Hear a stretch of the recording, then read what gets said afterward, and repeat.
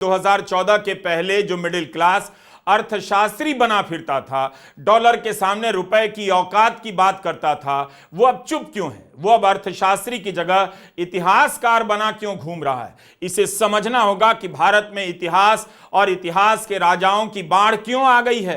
पहले middle class को धर्म की रक्षा में लगाया गया, 10 साल निकल गया तो अब उसे राजाओं की रक्षा में भिड़ा दिया गया है। जिस तरह से मिडिल क्लास भारत का इतिहास बदलने में लगा है, जल्दी ही आर्टिफिशियल इंटेलिजेंस से राजाओं को इस तरह से बदल दिया जाएगा।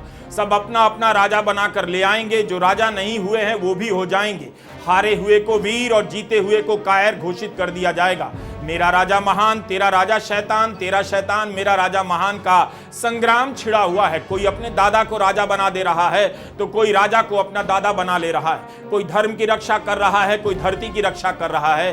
भांति भांति के राजा हो गए हैं, जाति जाति के राजा हो गए हैं। राजा महाराजाओं की चांदी हो गई है। राजाओं को अगर पता होता कि आजादी के 75 साल बाद जनता उनके लिए लड़ने लग जाएगी, उन्हें वीर बताएगी, महान बताएगी, धर्म का रक्षक बताने लग जाएगी, तो वे भावुकता में कभी भी अपने राजपाट का आजाद भारत में विलय नहीं करते, ये गलती नहीं करते। मोदी के 10 साल में राजाओं का जो बेस्ट टाइम आया है, उतना बेस्ट टाइम तो खुद इन राजाओं को उनके टाइम में नहीं आया था। कोई राजाओं की मूर्ति लगवा रहा है तो कोई राजाओं पर फिल्म बनवा रहा है। राजाओं के नाम पर द्वार बन रहे हैं, नदी किनारे घाट बन रहे हैं। अचानक भारत का वर्तमान वीरों के इतिहास से भर दिया गया है। कहीं से कोई भी राजा महाराजा का इतिहास लिए चला आ रहा है और शाम को टीवी पर डिबेट में बैठकर समुदायों को गरियाने लग जा रहा है। बहस छिड़ी रहती है, मेरा राजा बहादुर था, मेरा राजा बहादुर था। दरबारी कवि कवियाने लगे हैं, दरबारी पत्रकार गुर्राने लगे हैं। जो देश सदियों गुलाम रहा वह बहादुर राजाओं से इतना भरा था,